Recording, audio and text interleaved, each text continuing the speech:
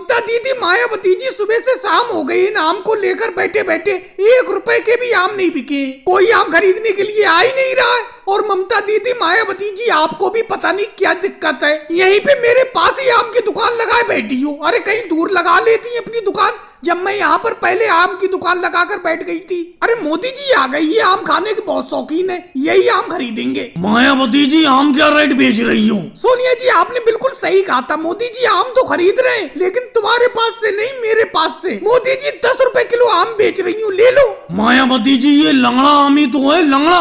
हाँ मोदी जी ये लंगड़ा ही आम है, लंगड़ा आम तो खाना आपको बहुत पसंद है। माफ करना मायावती जी, लंगड़ा आम मुझे खाना बिल्कुल पसंद नहीं है। मैं तो दशहरी आम खाता हूँ। दशहरी आम किसके पास है? मोदी जी दशहरी आम मेरे पास है, इधर आओ इधर आओ। कोई बात नहीं है ममता दीदी, मैं यहीं पे खड़ा पड़ा हूँ, आप रेट बताओ क्या रेट बेच रही हो ये दशहरी आम? मोदी जी सुबह से एक आम भी नहीं बिका है, अब थोड़ी देर में रात होने लगेगी और मैं घर वापस आम तो लेकर नहीं जाऊंगी। जिस रेट में ये खरीद कर लाई हूँ आम, उसी रेट में तुम्हें लगा देती हूँ। 8 रुपए किलो खरीद लो इन आमों को। ममता दीदी 8 रुपए किलो का आम का दाम मुझे जज नहीं रहा है, रेट थोड़े और कम करो। सोनिया जी आपके पास आम कौन सा है? मेरे पास तो दोनों तरीके के आम है, लंगड़ा भी है दशहरी भी है, जो सा भी आम लेना चाहो आप ले लो। मैं आपको दशहरी आम 5 रुपए किलो लगा दूंगी। ममता दीदी, सोनिया जी, मायावती जी, आम में बड़ा कंपटीशन है। मायावती जी ने मुझे आम 10 रुपए किलो बताए, जबकि ममता दीदी ने आम 8 रुपए किलो बताए, और सोनिया जी आप 5 रुपए किलो आम बता रही हो।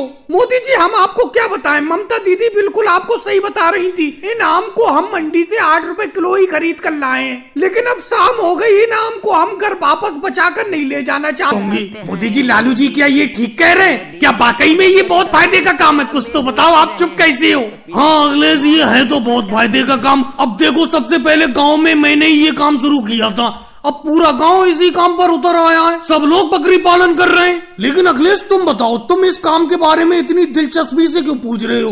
तुम्हें इतनी लगन क्यों है? कुछ तो बताओ, तुम तो अपनी पढ़ाई पे ध्यान दो। अरे नहीं मोदी जी, पढ़ाई उड़ाई में ध्यान नहीं दूंगा, अब मैं भी बिजनेस करूंगा यहाँ गाँव में आके। इसीलिए तो मैं आपका पता पूछता फिर रहा था, आपसे जानकारी लेना चाह रहा था कि इस बकरी पालन में कितना फायदा है। पढ़ाई उड़ाई में करने में सिर्फ खर्चा ही हो रहा है, नौकरी भी लग नहीं पा रही है। अब यहाँ आके गांव में बकरी पालन का ही बिजनेस करूंगा आपके साथ। मेरे साथ? मैं तो तुम्हारे साथ बिजनेस नहीं करना चाहता, मेरा तो अकेले ही बकरी पालन अच्छा चल रहा है। तो कोई बात नहीं मोदी जी, अकेले ही बकरी पालन का काम शुरू कर दूंगा। और भाई लोगों को वीडियो को लाइक करो, चैनल को सब्सक्राइब करो।